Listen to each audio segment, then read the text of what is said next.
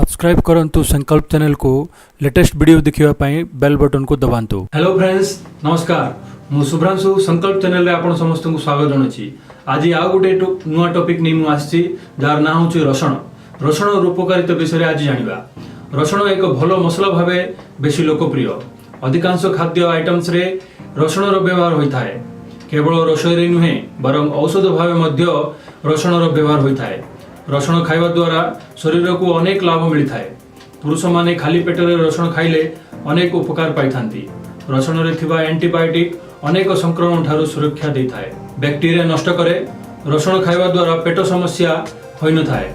Number 3 हला ठंडा दिन रे उपकारी। जदि ठंडा दिन रे शिरा प्रशिरा झिमझिम होइथाय तबे रसुण खाइबा द्वारा उपशम मिलिथाय। नंबर 4 उक्त रक्तचाप बेले जदि हाई ब्लड प्रेशर थाए तेबे रसुण को खाली पेट रे खाइबा लाभदायक रहइबो। नंबर 5 रक्त संचालन ठीक हुए। खाली पेट रे रसुण खाइबा द्वारा रक्त संचालन ठीक भावे होइथाय एवं हृदय जनित रोग हेबार आशंका कम थाए। नंबर 6 कोष्ठकाठिन्य दूर करे। एथिरे फाइबर थाए जहा कोष्ठकाठिन्य परि समस्यार मध्य समाधान करथाय।